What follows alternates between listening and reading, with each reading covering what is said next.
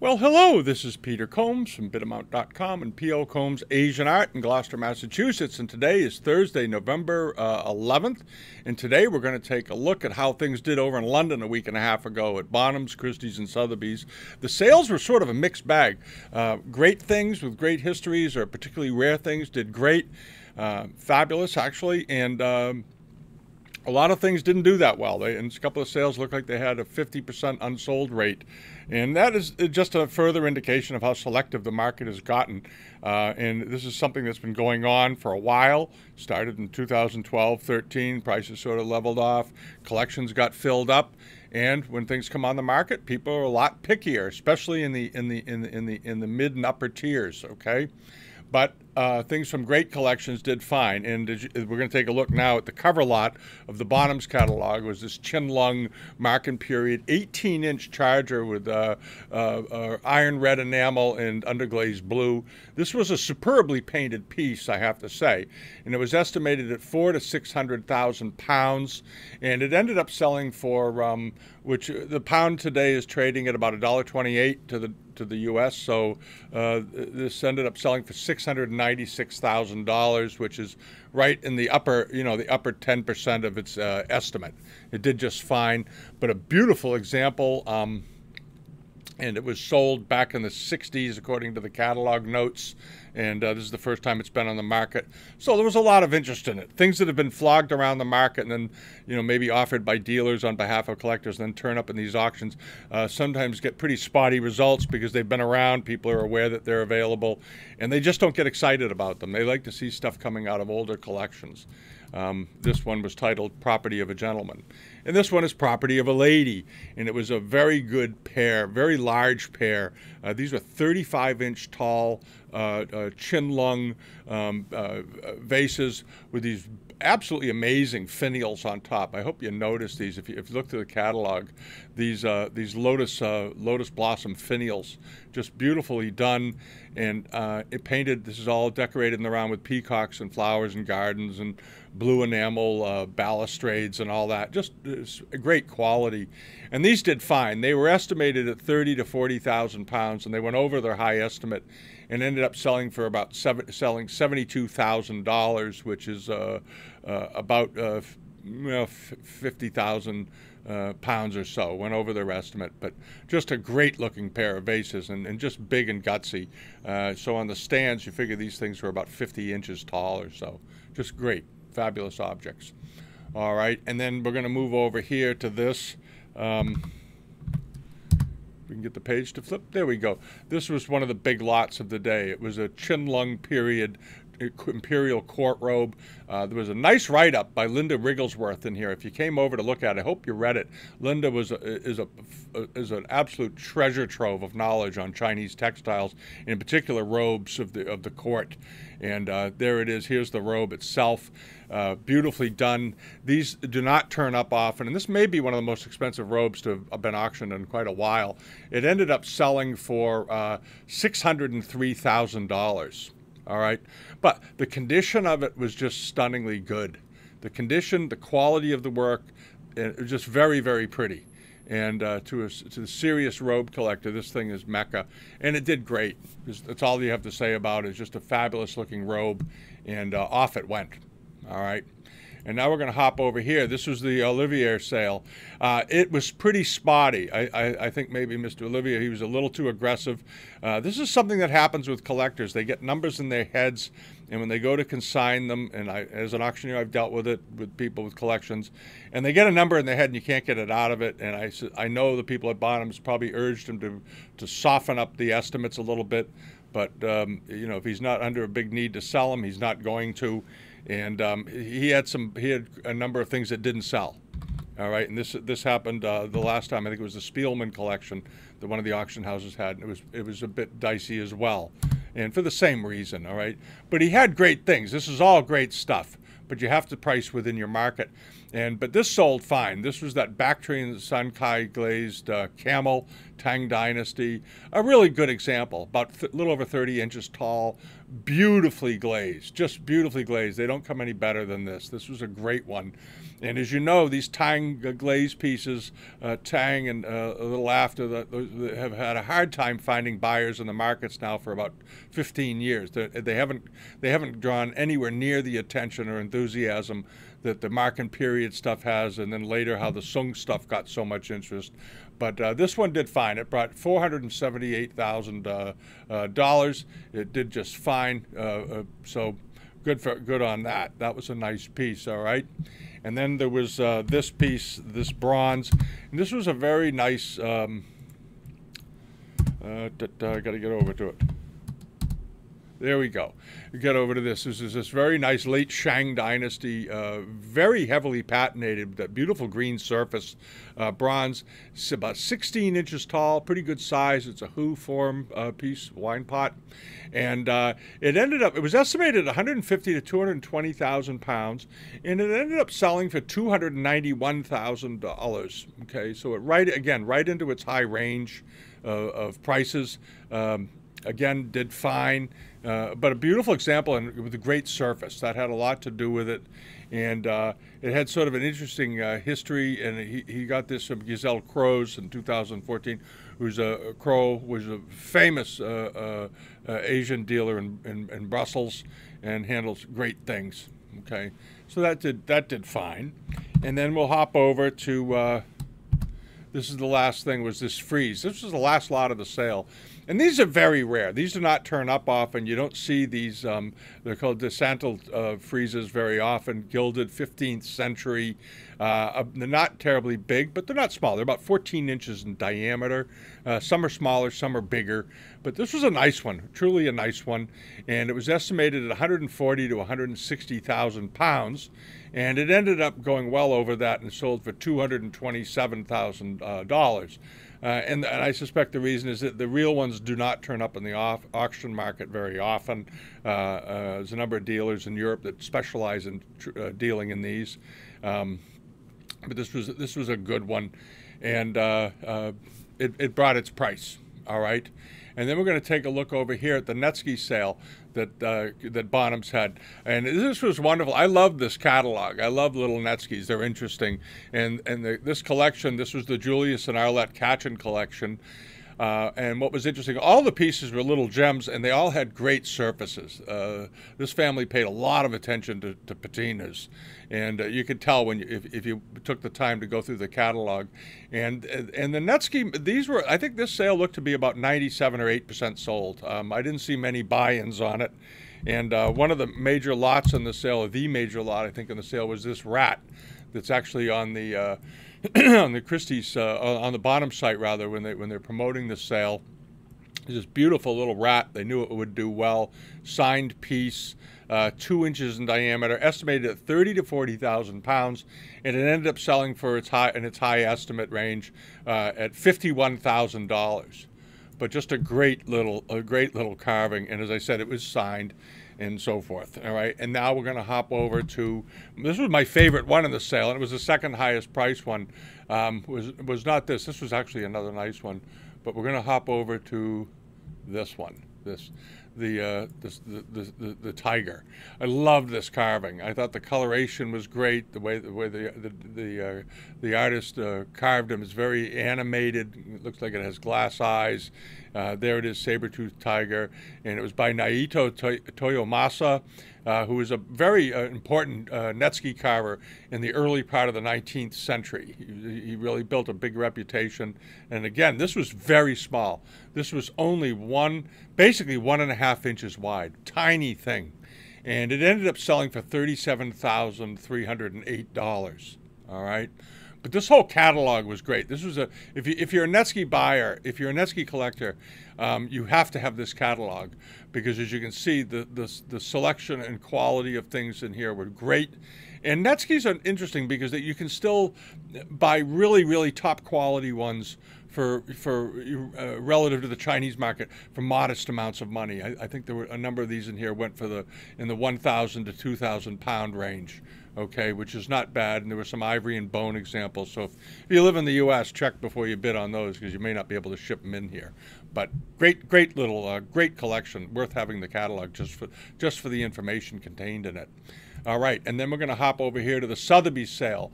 The sale did pretty well. They did have some buy-ins, but we're going to talk about the good stuff that was in here that did well, that we all knew would probably do well. And one of them was this cover lot of this jade brush washer. Sometimes they refer to these as wedding bowls. This was a big one, though. This one was huge. It was, what was it, 19 inches, I think, in diameter? Yeah, 19-inch bowl. That's probably why it's not a wedding bowl. It's very big. This is a very big piece, 19 inches, but spectacularly well carved.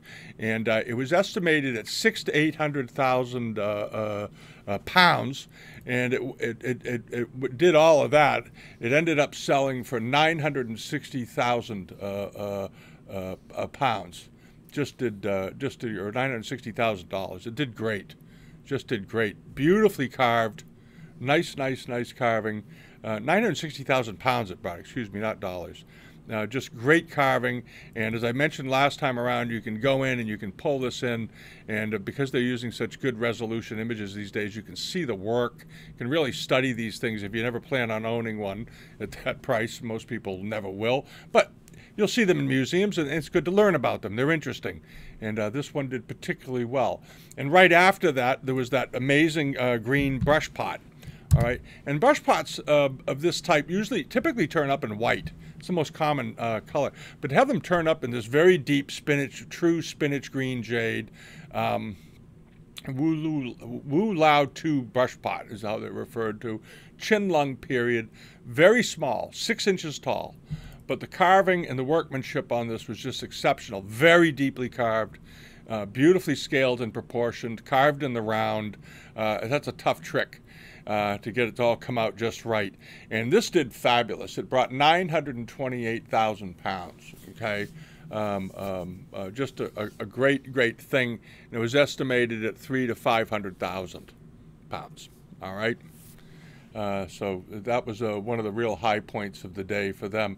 And then we're going to get over to this collection. Do you remember we talked about that collection that belonged to the 2 German diplomats that lived in China in the later part of the 19th century? Hold on a minute. Get back there. All right, it was this. All right. I keep doing it. Stick with me here, gang. All right, there we go. All right, now we're going to flip back here. These were the pieces in that collection, and here they are. It was the 2 German fellows that had gone over to China. They became very powerful and influential in the Chinese government. This is the Detring and von Hanneken collections. And he was the son-in-law, and inherited the collection, and it's passed down through the family. And here are their homes in China. All right, these men were heavily involved with the Chinese commerce and the military, and they were awarded Order of the Dragon medals. They were in this sale, but so was this. This was that absolutely spectacular Jiqing market period double gourd vase, and this was just unbelievably well painted, 12 inches high.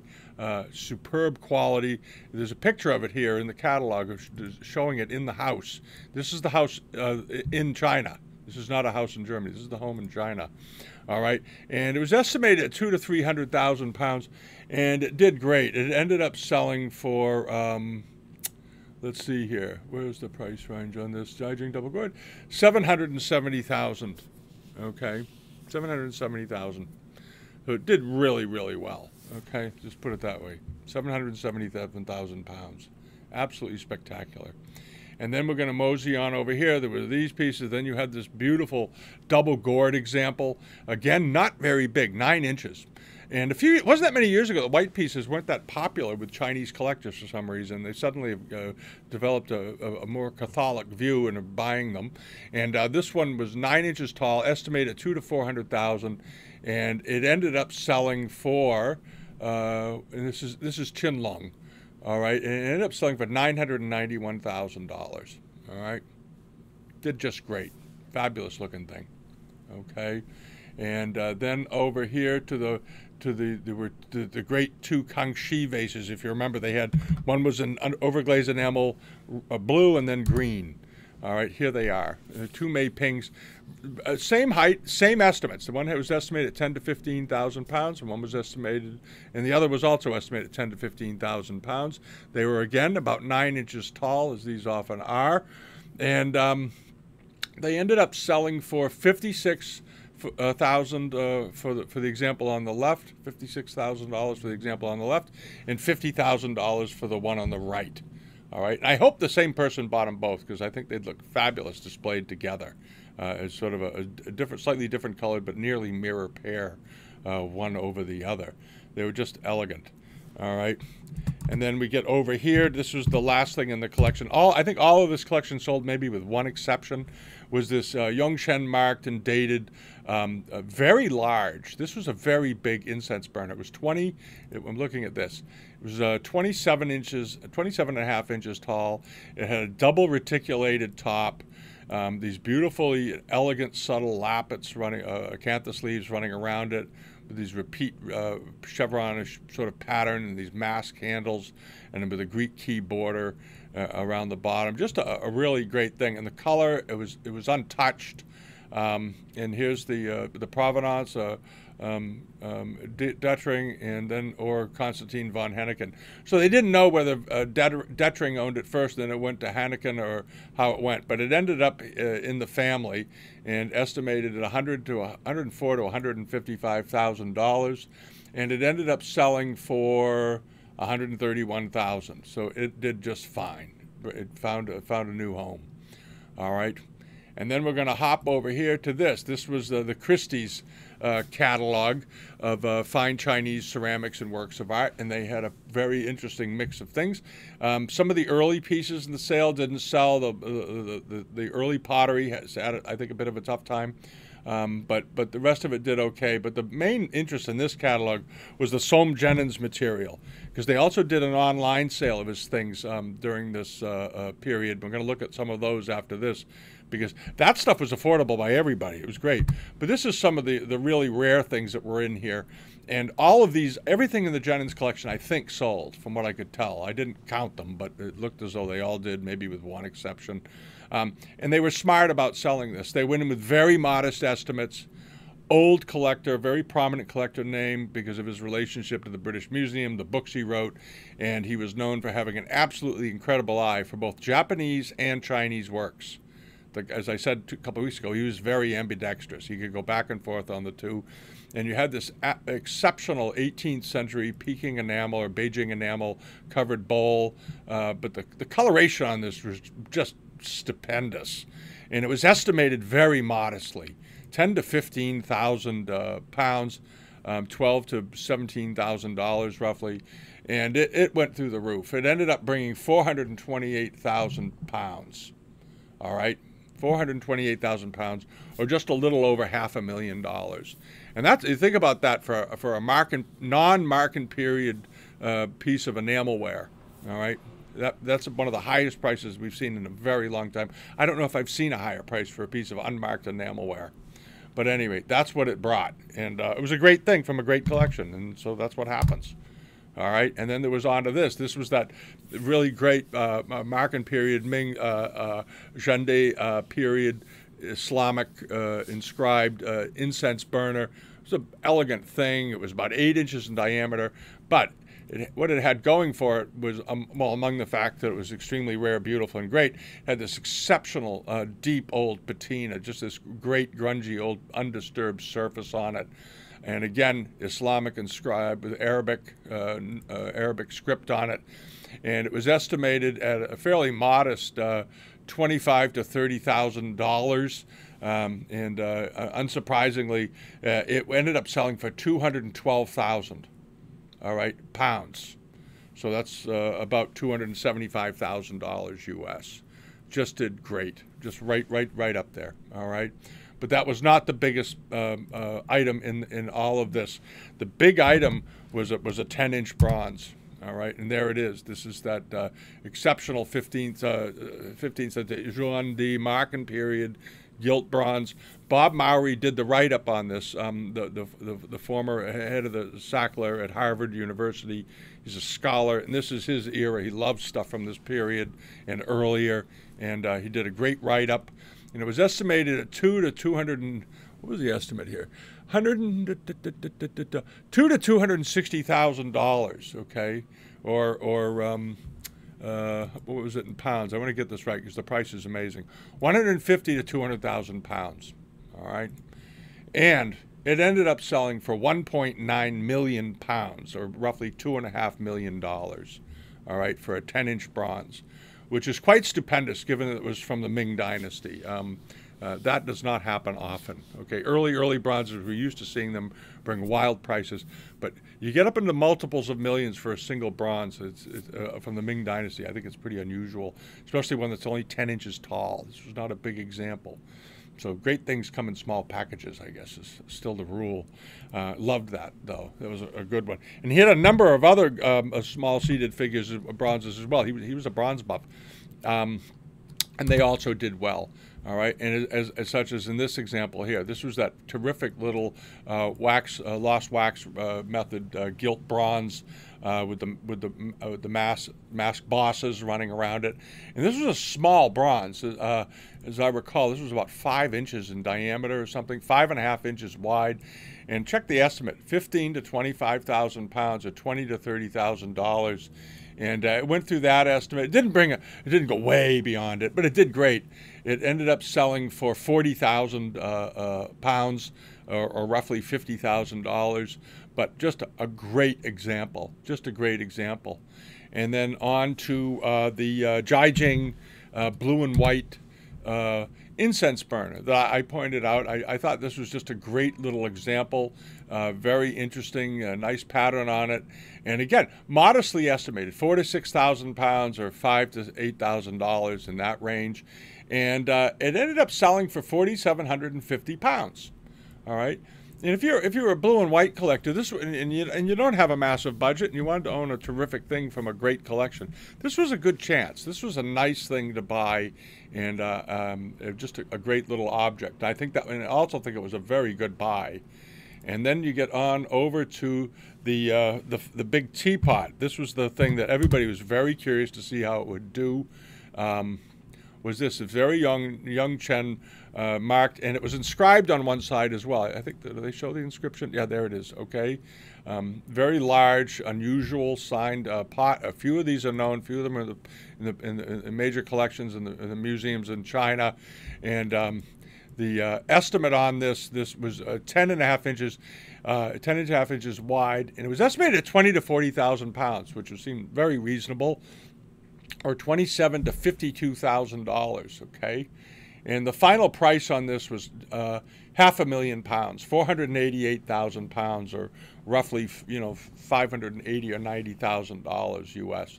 You have to do the math on it. I'm just estimating off the top of my head. But what a great pot, and it went through the roof, and it was marking period, so that's that, all right? But I wanted to touch on, before I finish, the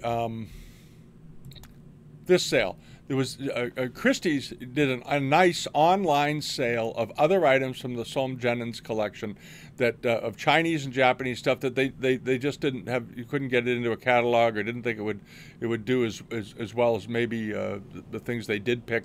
So you could have come here, and I hope you did, because there were some very good buys. And a lot of things did very well, too.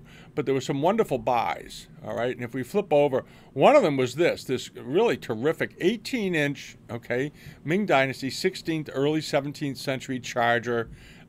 Just a great example, a really nice example. There it is. And blow this up, okay?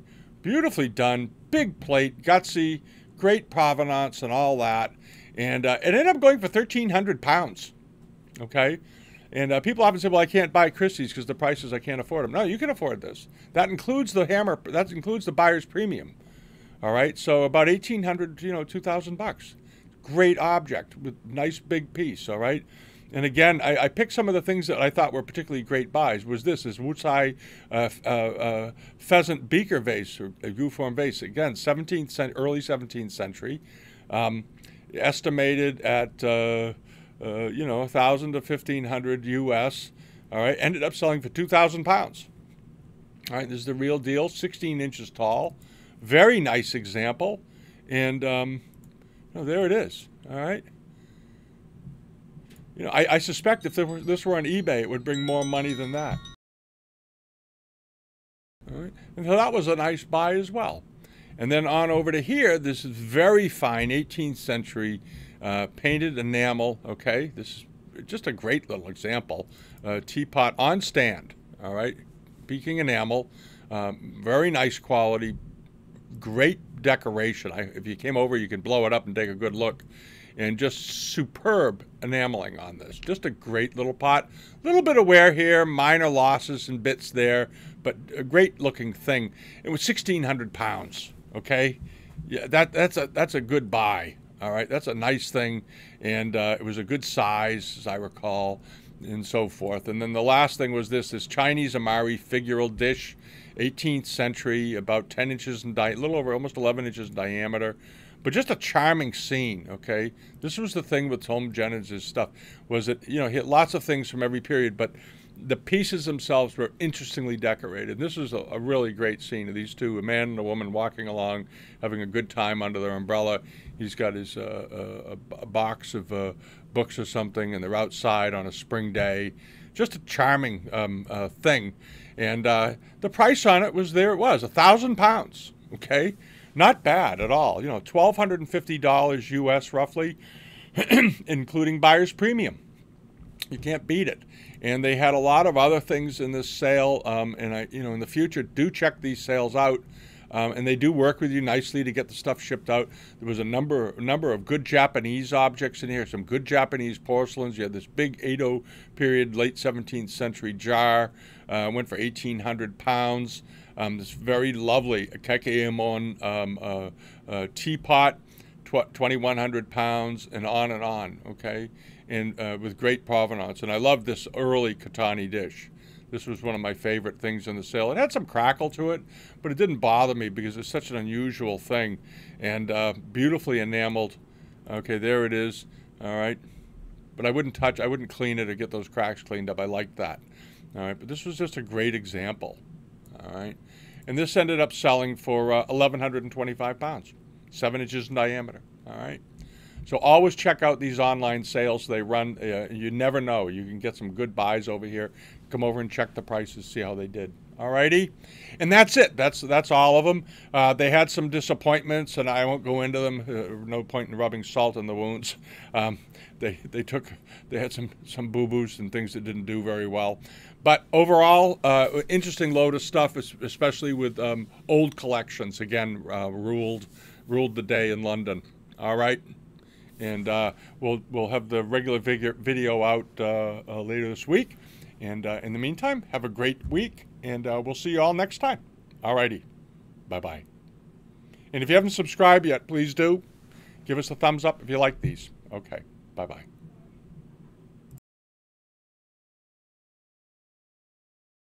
And last but not least, I almost forgot to add the cover lot. Sorry about that, everybody. It was the Moon Flask, and we'd seen in a few months over the last year, there have been a number of Moon Flasks as cover lots and sales, and some of them didn't do very well. Well, this one did. This one sold. This was that really rare Bianhu Yongshen Marken period flask. It was a big one. This was a very big pot. It was 20 inches tall. Here's a good look at it if you remember it, okay? It was just an elegant thing. God, it was beautiful. And I don't know how I forgot to put this in. I got laying out the video, and I got off track a little bit. But at any rate, here's the vase. It was just a great example. There was a lot of interest in it. And it ended up selling for $1.8 million, which was apparently right in the mid-upper range of its estimate from what I've heard. And everybody's pretty happy about that, to see a big Moon Flask get off the ground. Because as you recall, a number of them failed to sell, and they only got up to $900,000 or $1 million. This one was about double what some of the previous ones had brought. But it's an extremely rare one. There's a nice write-up on here in the catalog on it. And you can come down here and under other information and go through the whole text lot information on it and where other examples exist. it's well worth the time, all right? So sorry about that. Sorry to throw this in at the end, but that was it. All right. Thanks for visiting, and see you all next time. Bye-bye.